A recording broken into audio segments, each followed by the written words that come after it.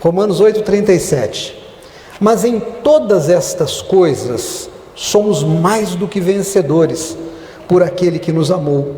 Porque estou certo de que nem a morte, nem a vida, nem anjos, nem principados, nem potestades, nem o presente, nem o porvir, nem altura, nem profundidade, nem alguma outra criatura nos poderá separar do amor de Deus que está em Cristo Jesus. Agora marca esse texto aí, você deve ter uma fita, um marcador de Bíblia, marca aí, vá para o Salmo 51. Salmo 51, verso 6.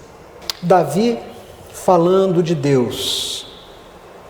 Ele diz assim: eis que amas a verdade no íntimo, e no oculto me fazes conhecer a sabedoria.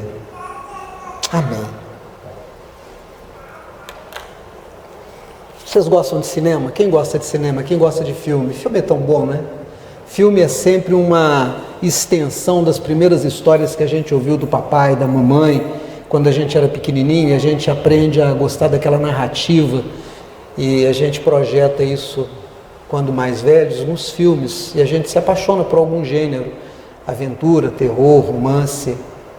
E tem um filme que não é muito antigo, chama-se Ele Está de Volta. E a história é a história de Adolf Hitler acordando algumas décadas depois do fim da Segunda Guerra Mundial. É sabido pelos livros de história que ele suicidou, ele e Eva Braun, sua companheira. Embora tenha gente que diga que ele foi levado para a Rússia, para a Argentina, mas a história, a maior parte dos historiadores concorda que realmente ele morreu, que ele suicidou. Mas nesse filme, nessa ficção, algumas décadas depois, o filme começa com alguém abrindo os olhos, vendo o céu, e ele se levanta e você vê pelos olhos dele, ele contempla um jardim, ele está num gramado, ele abre os olhos, ele está ali. E ele sabe quem ele é. E ele sai vestido como sempre se vestiu e diz para as pessoas quem ele é. Eu sou Hitler. Algumas décadas depois dele ter morrido. E as pessoas dizem, ele é louco. E ele vira piada, ele vira uma piada nacional, as pessoas riem dele. E por achar graça dele, acabam levando para a televisão, para os programas de entrevista, para as rádios. E ele faz aqueles discursos, os mesmos discursos que ele fez antes da Segunda Grande Guerra Mundial. E ele culpa os judeus, ele culpa os ciganos, ele culpa os mestiços, os negros. Ele põe a culpa de todas as derrotas do povo, de cada pessoa em particular, nesses personagens. E pouco a pouco ele vai ganhando o coração das pessoas. E novamente a Alemanha e uma boa parte da Europa se torna hitlerista e começam a reviver aquele mesmo momento histórico lá da Segunda Guerra Mundial. Interessante esse filme. E ele tem uma fala, quando ele já tem um grupo de seguidores, um grupo muito grande de seguidores, ele diz assim: eles me seguem porque no fundo eles são como eu. Essa fala é emblemática. Eles estão dando ouvidos a mim e me seguindo porque no fundo eles são como eu. Quando você pensa que Adolf Hitler é o responsável maior pela morte de 6 milhões de judeus, 6 milhões de judeus, fora ciganos, homossexuais, negros. Quando você pensa que ele levou o mundo inteiro a uma guerra, que ele destruiu coisas incríveis que nunca mais vão ser reconstruídas. E ele é uma personificação histórica do mal. E esse personagem fictício do filme diz: eu só tenho seguidores porque os seguidores têm dentro de si um Hitler. Não é nenhuma novidade que nós temos vivido há 3 anos um processo de destruição dos direitos dos trabalhadores, de empobrecimento das pessoas, de um exagero do ódio.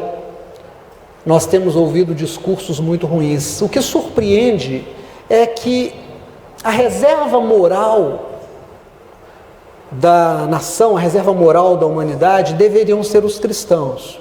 Os cristãos deveriam ter os princípios da palavra de Deus nos seus corações terem sido transformados pelo Evangelho de Jesus e perceberem a onda do mal quando ela começava a se aproximar e ter se levantado contra ela, mas eles se levantaram e se aliaram a ela. Então as grandes igrejas acabaram se aliando ao mal. E até hoje, 3 anos depois, quando você tem o gás acima de R$100, a gasolina R$7, quando você vê um número exagerado de pessoas vivendo nas ruas, quando as armas aumentaram ainda mais nas ruas, quando você vê as pessoas se odiando, a igreja, numa grande maioria, principalmente os grandes e famosos pastores, os grandes líderes, ainda defendendo isso. E é de surpreender, e é de se fazer uma pergunta: não é possível com todos os princípios da palavra de Deus, com todos os hinos cantados, com todos os corinhos cantados, com todas as mensagens maravilhosas que a gente tem de Gênesis e Apocalipse, como é que tem gente ainda defendendo a violência? Como é que tem gente ainda defendendo tudo isso que a gente tem visto destruir a nação? É simples. A explicação está no que o personagem de Hitler nesse filme diz: eles me seguem porque no fundo eles são como eu sou. Porque no fundo são pessoas violentas que amam as armas. São pessoas que querem ver bandidos mortos e não bandidos convertidos. São pessoas que amam a vaidade, amam ver os seus pastores fazendo tratamentos dentários de R$150 mil. E as pessoas batem palma. Mas tem outra coisa que me surpreende. E dia desse eu fiz um comentário numa rede social. Minha irmã, que de vez em quando vem aqui nos visitar, não sendo membro, mas vem nos visitar, ela fez um comentário e ela diz assim, eu falei para ela sobre o aumento da violência, e ela disse: violência tem desde a criação do mundo. Um irmão matou o outro por inveja. Acho que nem tinha revólver naquele tempo. Nós estamos lutando para não deixar o Brasil virar uma Cuba ou Venezuela. E aí ela continua. Eu fiquei pensando, eu tenho ouvido tanto nesse tempo as pessoas dizendo: vai para Cuba, tá ruim, vai para Cuba, vai para Venezuela, olha a fome que tem lá. O que você sabe de Cuba? Nós lemos no Salmo 51 que o Senhor ama a verdade e que no oculto Ele faz conhecer a sabedoria. O Senhor ama a verdade. Então eu não posso abrir a minha boca e falar de coisas que absolutamente eu não conheço. A ideia que dá é que o governo de Cuba é responsável por toda aquela pobreza que a imprensa mora. Mas você sabe qual que é a história daquele povo? Eu vou te contar, resumindo. Cuba foi invadido pelos espanhóis alguns séculos atrás. Os espanhóis, numa política de expansão e de enriquecimento, à custa dos outros povos, resolveu descer, atravessar a Europa e vir descendo pela América Central até chegar à América do Sul. Por isso que os nossos irmãos argentinos, paraguaios, uruguaios, bolivianos, eles falam espanhol, eles foram colonizados pelos espanhóis. Mas quando eles chegam em Cuba, eles começam a explorar aquele povo, mas um povo de fibra, um povo que resistiu. Sabe o que os espanhóis fizeram com os cubanos nativos? Praticamente extinguiram, mataram quase todo mundo. Quando não tinha gente para trabalhar, sabe o que eles fizeram? Eles foram à África e buscaram seres humanos para escravizar. Por isso é que Cuba tem muitos negros como tem no Brasil, porque foram pessoas escravizadas. Nunca teve um escravo em Cuba, como nunca teve um escravo no Brasil. Tanto em Cuba como no Brasil, existiram pessoas escravizadas. Tem uma diferença, eu quero que você preste atenção nisso. Ninguém nunca foi escravo, não existe essa condição.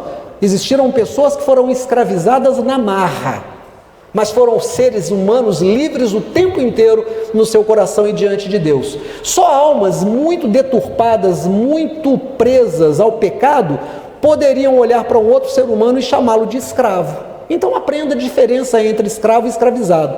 Escravizaram muitas pessoas em Cuba, mas essas pessoas acabaram criando um amor pela terra e realmente se tornaram cubanos e ofereceram muita resistência depois de algum tempo aos espanhóis e acabaram tirando os espanhóis. Nesse momento, quando eles começam a ter o domínio da sua própria terra, os americanos se aproximam, mas não se aproximam para ajudar. Eu me lembro de uma fala do então presidente Lula enquanto preso, daqueles 583 dias, ele disse na sua primeira entrevista: vocês estão achando que americano é bonzinho? Americano primeiro pensa em americano, em segundo lugar pensa em americano, em terceiro lugar pensa em americano, em quarto lugar pensa em americano, em quinto lugar pensa em americano, se tiver mais orgulho ele pensa em americano.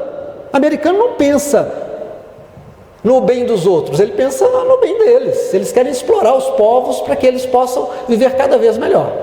É só isso. E os americanos se aproximam dos cubanos, que estão ali do outro lado do mar. É só sair de Miami, atravessa o mar, está em Cuba. E eles transformam Cuba num prostíbulo dos grandes empresários americanos.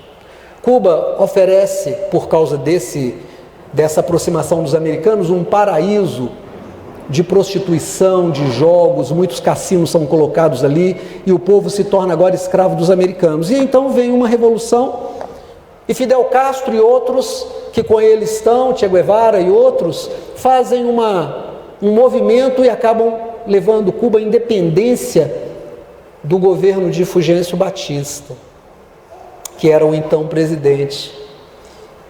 E aí ele vai aos Estados Unidos, conversa com o presidente e diz: olha, nós queremos o reconhecimento desse novo governo. E os americanos dizem: claro, vai continuar tudo bem, né? Tudo igual. Ele falou: claro, vai continuar tudo igual. Volta para Cuba e a primeira coisa que ele faz, investe em educação pública.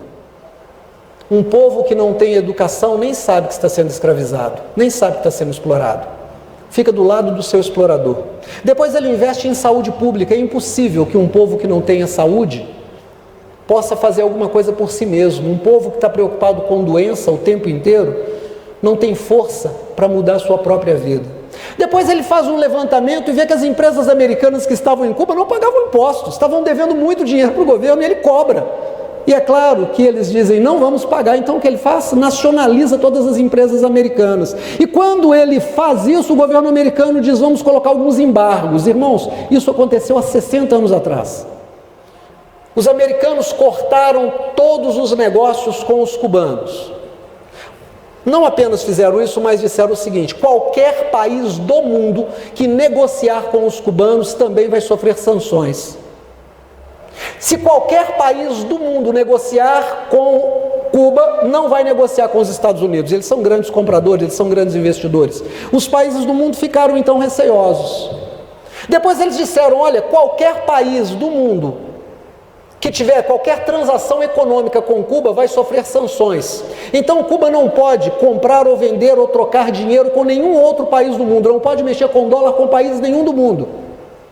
Depois eles disseram: qualquer país do mundo que produzir qualquer produto com uma única peça americana e mandar para Cuba, vai sofrer sanção como os cubanos estão sofrendo. Então se o Japão produz um rádio, mas tem uma pecinha americana e mandar para Cuba, os americanos fazem uma sanção contra os japoneses. Qualquer navio do mundo que parar num porto cubano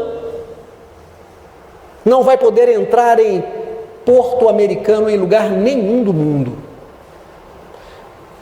Não satisfeitos, porque os cubanos resistem, não apenas o governo cubano resistiu, mas o povo cubano resistiu, eles começam a fazer uma campanha de mandar aviões sobrevoar o território de Cuba, jogando panfletos, levando o povo a se levantar contra o seu governo. Programas de televisão, programas de rádio constantemente, também levando o povo a se levantar contra o governo.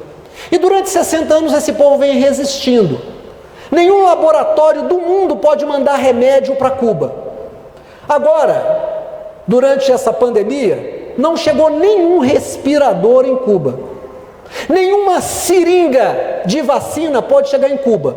Cuba foi o primeiro país das Américas, fora a América do Norte, que produziu a vacina contra o Covid. Problema, não tinha seringa. Por quê? Porque os americanos não deixam. Irmãos, tem 60 anos que aquele povo está sufocado. Sabe por que Cuba tem pobreza? Não é por causa do governo de Cuba, é por causa do governo dos Estados Unidos. Sabe por que o governo de Cuba tem aquele monte de carros velhos? Quando a gente vê os filmes, vê fotografias, tem um disco do Diogo Nogueira que ele fez em Cuba e tem aqueles carros antigos. Sabe por quê que eles têm que fazer a manutenção daqueles carros? Porque nenhum país do mundo pode mandar carro para lá, porque o governo americano não deixa. Esse mesmo governo americano que prega o evangelho no mundo inteiro e que manda missionário para o mundo inteiro. Eles já assumiram que o que eles querem, na verdade, é levar o povo à fome e à doença para que o povo se revolte contra o seu governo. Por que eu estou te contando isso? Porque quando essa irmã, que é uma irmã querida, é uma irmã abençoada, é uma mulher que ama Deus, mas que acredita nas mentiras que têm sido contadas. Quando a gente acredita nas mentiras, a gente se torna impiedoso. Quando a gente não conhece a verdade, a gente reproduz as maldades, a gente legitima o pecado, a gente entrega o poder para quem vai usá-lo contra a gente mesmo. Então a irmã manda para mim e diz assim: não queremos que o nosso país seja como Cuba, porque lá os cubanos estão sofrendo. E eu te pergunto, sofrendo por causa de quem? Você conhece um mínimo de história? Você teve um mínimo de curiosidade de entrar na internet, de pesquisar, de pegar um livro, de saber o que está acontecendo antes de fazer uma afirmação? O que nós temos testemunhado, e aí a gente foi para o primeiro texto que nós lemos, que diz assim, presta atenção, olha aqui, verso 37, mas em todas essas coisas somos mais do que vencedores. Você que é um crente antigo, você já deve ter ouvido mensagens em cima desse versículo várias vezes. Você vai vencer a pobreza e vai se tornar uma pessoa próspera. Você vai vencer a falta da casa, sair do aluguel e entrar na sua própria casa. Você vai vencer o desemprego e vai arrumar emprego. Você vai vencer as dificuldades e vai vencer na justiça e vai vencer contra o banco. Em todas essas coisas somos mais do que vencedores, mas qual é a maior vitória que uma pessoa pode conquistar? É a vitória sobre a sua própria ignorância. Conhecereis a verdade vos libertará. O povo desconhece tanto a verdade que esse versículo andou na boca de um moço que fez uma campanha política mentirosa, que está sendo investigado no Supremo Tribunal Federal por fake news, ele e os seus filhos, por mandar mentira o tempo inteiro. Um cara que chamou uma pandemia de gripezinha, um cara que se negou a comprar vacina, um cara que disse que não se tem que comprar feijão, mas tem que comprar fuzil, um cara que colocou o ministro da Economia que há 2 anos vem dizendo daqui 2 meses a economia vai ficar boa, os preços vão cair, e os preços só estão subindo. Um cara tão mentiroso que não dá para dizer outra coisa, mas os crentes ainda estão lá. Conhecereis a verdade, ela vos libertará. Essa verdade não tem libertado ninguém. Você está mais liberto hoje, você entra no supermercado com alegria, você compra um feijão com alegria, você compra o arroz com alegria. Quando chega a conta de luz na sua casa, como é que você fica? Quando chega a conta de água, como é que você fica? Conhecereis a verdade, ela vos libertará. Aí ele vem e diz assim, sobre essas coisas somos mais do que vencedores. Sobre que coisa nós precisamos ser vencedores? Nós precisamos ser vencedores sobre a nossa própria ignorância. Nós precisamos nos despertar e saber sobre as coisas que afetam a nossa vida. Nós precisamos saber sobre as coisas que estão nos falando, se são verdade, se não são, e quais são os interesses que estão por trás dessas pessoas. Nós não podemos demonizar nenhum povo sem entender o que está acontecendo no mundo. Ontem, fez 20 anos que as Torres Gêmeas caíram nos Estados Unidos. Hoje na escola dominical eu perguntei a alguém, né? Por que as Torres Gêmeas caíram?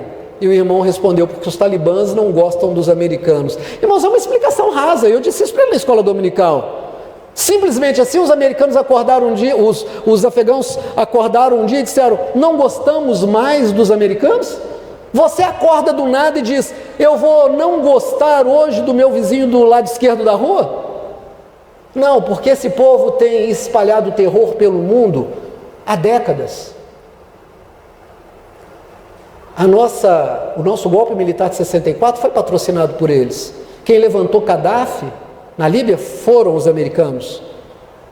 Quem fez o Iraque ser o que se tornou e depois o que ele se tornou agora, também foram os americanos. O que eles fizeram agora no Afeganistão, deixando o Afeganistão naquela bagunça, também foi muito bem calculado. Eles entram e sugam tudo que podem e vão embora levando a riqueza daquele povo e deixando destruição atrás de si. E não é à toa que pela primeira vez na história nós tivemos um presidente da República que chegou para a bandeira dos americanos e bateu continência. O comandante em chefe das Forças Armadas do Brasil, o chefe do executivo devia bater continência para a bandeira do Brasil. Ele bateu para a bandeira dos americanos. Como um cachorrinho do presidente americano. Por isso, uma menina, uma senhora, e ela vai dizer depois numa outra resposta bem, ela diz, eu tenho 62 anos. Ela diz, eu não quero que o Brasil seja como Cuba. Mas está se tornando, está se tornando. Está se tornando porque quem fez Cuba ser o que é, está fazendo o Brasil ser o que está sendo hoje. Mas o que surpreende é que a igreja apoiou e muitos ainda continuam apoiando, ainda não acordaram. E a explicação do filme, eles me seguem porque no fundo eles são como eu. Sabe por que tem tanta gente ainda apoiando esse déspota?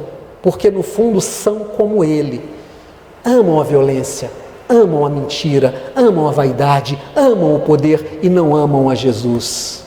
Não é à toa que vão para aquele cercadinho cantar hinos e dizer mito, mito, mito. Você sabe o que significa mito? Mito significa mentira. Quando eles chegam e dizem assim, mito, estão dizendo mentira, mentira, e nem sabem disso, num tom de vaidade.